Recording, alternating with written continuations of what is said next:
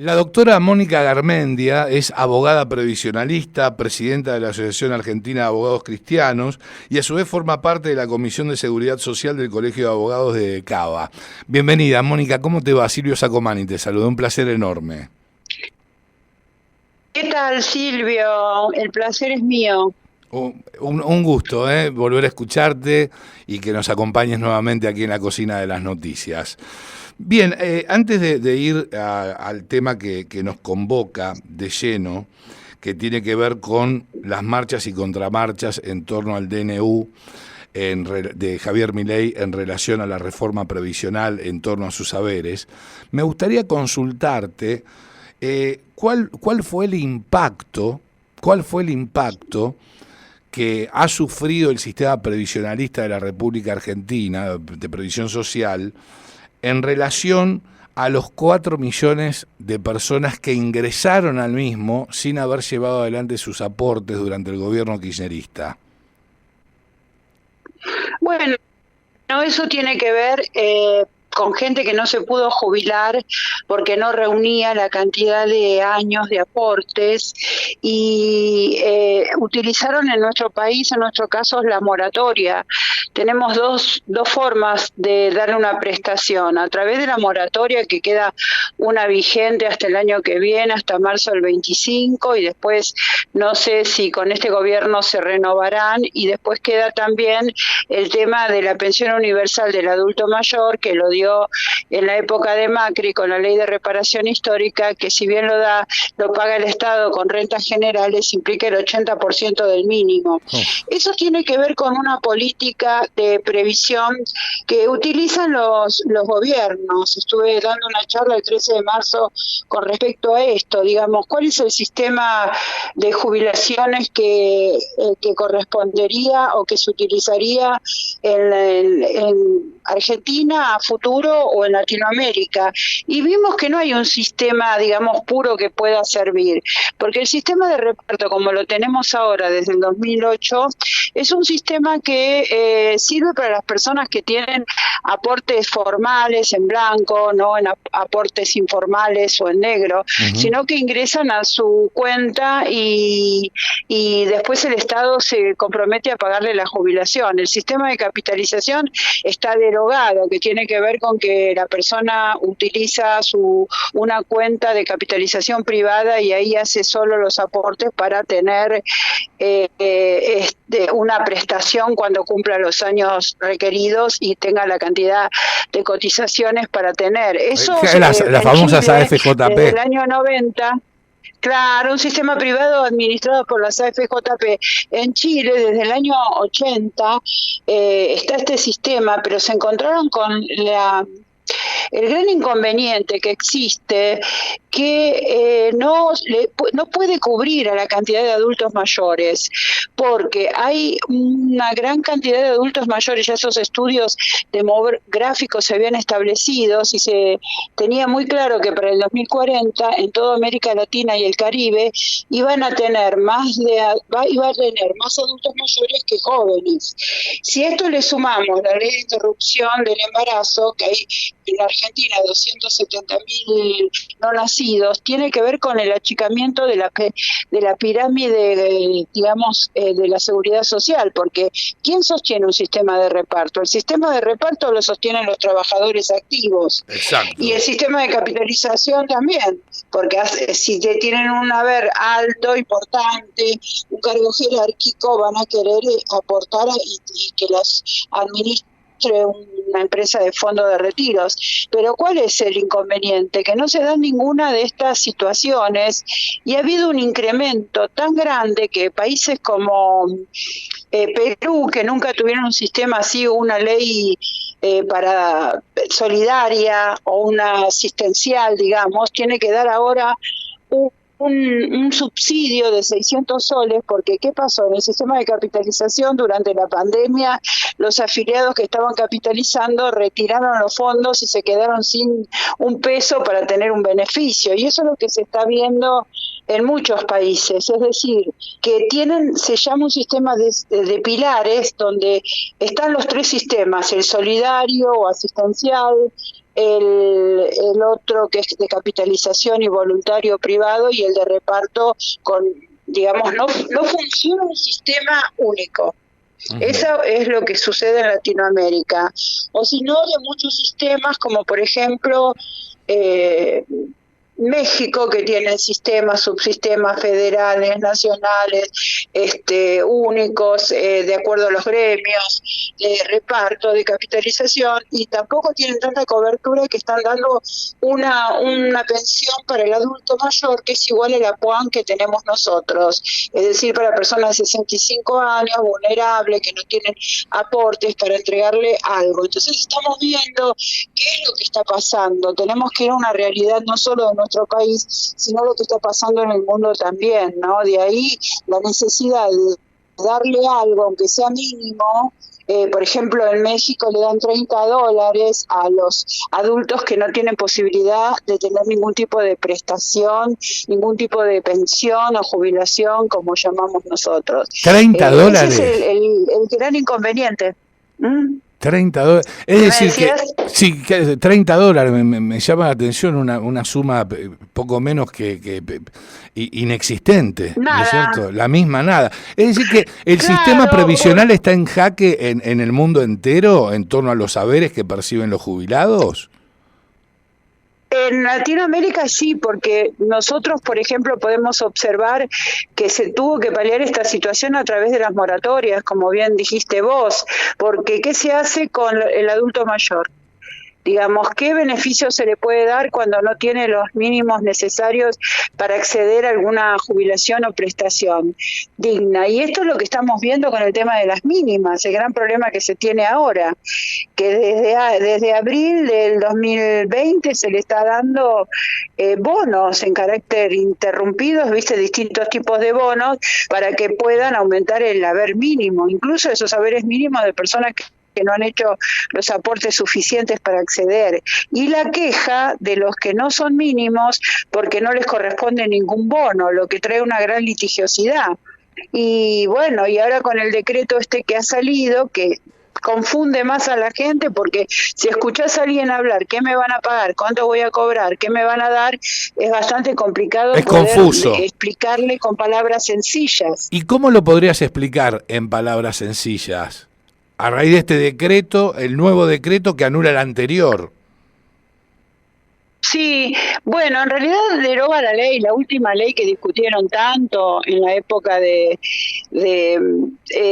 Fernández, de Alberto Fernández, que discutieron tanto. Sí, tanto en el Congreso, y que tanto nos quejamos porque no tenía la cláusula de inflación. Decíamos, no, pero esto en un país como la Argentina, que tiende a ser inflacionario y a perderse, digamos, es magro el haber. Entonces nos encontramos en una situación parecida en el 2001, cuando salió el caso Badaro, es decir, que los aumentos estaban dando siempre sobre las mínimas y a los máximos no le daban ningún tipo de refuerzo, de bono, de nada. Sí. Y lo que le pagaban, al no tener la cláusula, digamos, la ley que está vigente hasta marzo, hasta este mes, sí, hasta este mes. Una ley donde establece, claro, hasta este mes, se establecía un aumento que en este caso en marzo fue del 27,18, que le otorgaba al mínimo 134.445 y se le daba un bono de 70.000, lo que le llevaba un haber mínimo de 204.445. Exacto. Hasta ahí era el haber jubilación mínima, y por supuesto que el máximo pasaba a 900.000 y algo. Pero el problema fundamental está que este bono no se le da a personas que cobren más allá de 204.445. Entonces ese es el gran inconveniente y la queja que va a causar mucha litigiosidad para adelante para aquellas personas que no cobran el mínimo, porque quedaron desfasados, perdieron poder adquisitivo y no tienen posibilidad de restablecer el haber, ¿no? Que sea un haber digno. Ahora, con este decreto que salió del 274, decreto de necesidad y urgencia, acá vuelve el gobierno vuelve a a dejar sin efecto a través de este decreto de necesidad de urgencia la ley de movilidad, como se venía aplicando, y va a aplicar lo que es, en principio, para abril está más o menos claro, porque se le va a aplicar un adicional, que es un incremento extraordinario del 12,5%, Sí. más la inflación, que es del 13,2%, lo que daría un 27,35%. Claro, 27,35. Y el jueves pasado... Sí, y el jueves pasado salió por también boletín oficial otro decreto que establecía un bono para los mínimos de 70.000, o sea que el bono quedó ahí en 70.000. Entonces la persona, el haber mínimo quedaría en 241, 216. Si vemos el mínimo queda, se aumenta con este bono y con este incremento, pero el gran problema lo vamos a tener a partir de julio, porque en julio van a empezar a aplicar 2 meses para atrás, es decir, el incremento por IPC. del IPC, que es, claro, IPC, que es el índice de precios consumidor, que es el, claro, que es el de inflación, y que de acuerdo a lo que viene surgiendo, por ejemplo, para este mes era el 13, y pico, que ahí vamos a ver, no sé cuánto será el del mes que viene, pero el tema está que va a estar desfasado 2 meses, con lo cual va a haber digamos un problema, porque se va a empezar a aplicar a partir de julio con el valor del IPC de mayo, y después de junio va a haber, o sea, otra aplicación de 2 meses para atrás del valor de junio.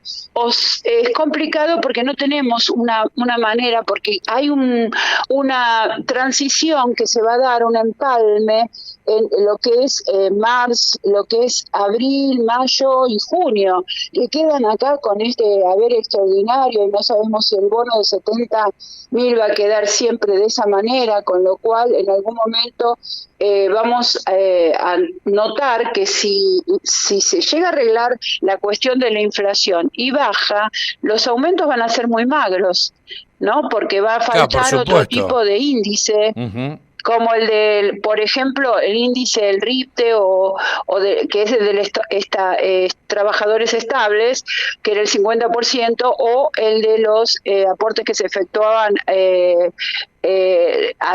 digamos, otro tipo de índice que puede reflejar cómo se aumentan los haberes, ¿no es cierto? O las recaudaciones de ANSES. Con lo cual vamos a tener días difíciles, no solo por eso, sino también por los grandes despidos que se están efectuando en el ANSES.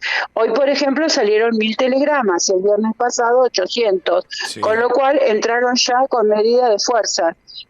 Como verás, el panorama no está claro, y ya se está pensando directamente en nuevos juicios, teniendo en cuenta que los haberes que no son mínimos o que van a superar este 241, 216, no reciben ese bono. Quedaron fuera del bono, solo los mínimos o hasta ese monto lo van a cobrar, con lo cual siempre existe una gran diferencia entre el que aportó más al que no aportó, como vos dijiste, claro. ¿Qué pasa con las moratorias? Ahí vienen los reclamos y la necesidad de equiparar a aquellas personas que han aportado durante muchos años, o lo que dice la ley o más, en el sistema, que han efectuado los aportes correctamente. Entonces vienen pedir, no me alcanza esta situación porque ese dinero es muy magro, porque realmente vemos que hay un gran desfasaje, que empiezan a caer en la mínima, los aportes que no son mínimos empiezan a caer en la mínima, porque empiezan a diferenciarse el tema de los que cobran el bono a los que no cobran, y esa es una cuestión que creo que tenemos que ir pensando, viendo. Esto no es tan claro, el decreto habla de modificar con este índice del IPC, pero necesitamos un poco más de claridad, ¿no es cierto? ¿Qué pasa con los haberes que no son mínimos? ¿Cómo se les va a dar la movilidad que establece el 14 bis?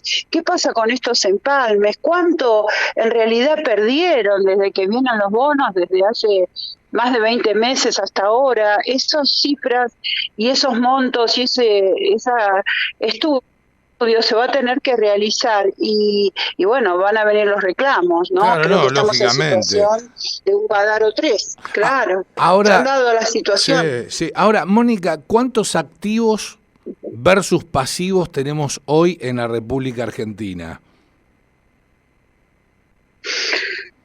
Mira, yo te lo puedo decir de esta manera. A ver, Antes había 4 trabajadores en relación de dependencia por cada pasivo. sí, Ahora hay 1,5. Por eso te hablamos del achicamiento de la pirámide. Registrados, no te puedo decir en este claro, momento por lo que te dije antes, claro. por la gran cantidad de despidos que hay. Tendríamos que pasar esto y ver quiénes quedaron efectivos.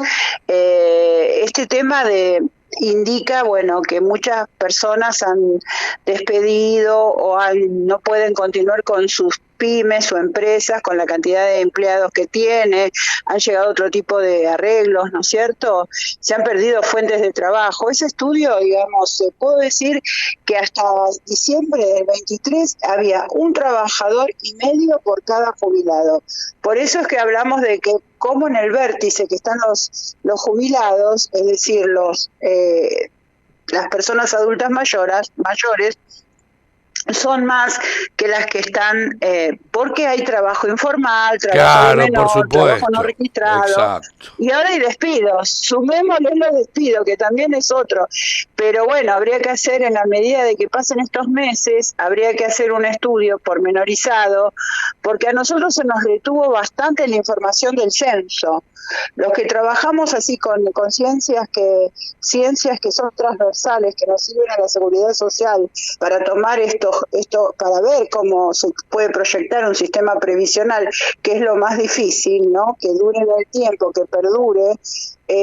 Nos encontramos con esta realidad y tiene que ser una realidad donde los números estén bien, porque no es una cuestión de índices mentirosos o índices que no se tomen o que no se den o que se oculten, sino qué hacemos con esta realidad que tenemos, ¿no? Los que trabajan demográficamente estableciendo estas estructuras nos cuentan lo que ya sabíamos de estos temas hace más de 30 años que venimos hablando en los congresos y decir, porque fíjate, vos me preguntaste antes en otros países, en España y otros países aumentan la edad jubilatoria, prácticamente tienen que morir en el trabajo. Pero yo tengo una pregunta, como empleador, ¿vos tendrías una persona que supere los 75 años trabajando? Y con que supere los Entonces, ahí hay otra 75 no, realidad. claro. Pero digo, claro, sí, Hay es una un realidad tema. también. Es un tema. Es Claro, todo un además tema. es un tema porque a los trabajadores privados que no están en el Estado se le dio la posibilidad de optar, de seguir trabajando hasta los 70 años. Hubo un decreto en la época de Macri que se le dio esa opción. Por supuesto que muchas personas optan por continuar sus aportes, aunque estén pasados de edad y pasados de aporte, por una cuestión económica, porque no pueden sostener su vida, digamos, familiar, sus gastos, si no trabajan. Entonces, no se jubilan. Y bueno, y ahí hay toda una situación, porque están viendo cómo están los jubilados actuales, cómo vienen esas quejas, porque hoy en día te llaman y te dicen, no, necesito urgente un juicio, pero ¿cómo un juicio? Si se jubiló en el año 19, 20, no hay posibilidad de un juicio de reajuste. El Badaro llega hasta hasta marzo del 2018. Y de marzo del 2018 lo único que hay son reclamos por las diferencias en las leyes de empalme, cuando fueron cambiando las leyes de movilidad. Y bueno, y ahora se está dando una situación así que creo que tenemos que seguir, los que trabajamos en esto, necesitamos estar reunidos para hablar cuál va a ser la incidencia, cómo va a perjudicar la gente o si en algún momento se va a beneficiar y si va a ser claro, porque una de las cosas fundamentales es que las leyes tienen que ser claras, de clara aplicación. Totalmente. Para poder que la gente entienda, si no, no estamos como en un abismo. No, seguro, seguro. Ese es el tema. Ese es el tema, escabroso tema. Mónica, fuiste muy clara y como siempre muy amable. Te agradezco infinitamente este contacto, te envío un beso enorme. Bueno, gracias a vos y a toda la audiencia, así que te agradezco también por el llamado y poder conversar estos temas. Bueno, por Gracias. favor, al contrario. Mónica, beso gigante. Muchísimas gracias. La escuchabas a la doctora Mónica Garmendia, abogada previsionalista, pasar por la cocina de las noticias.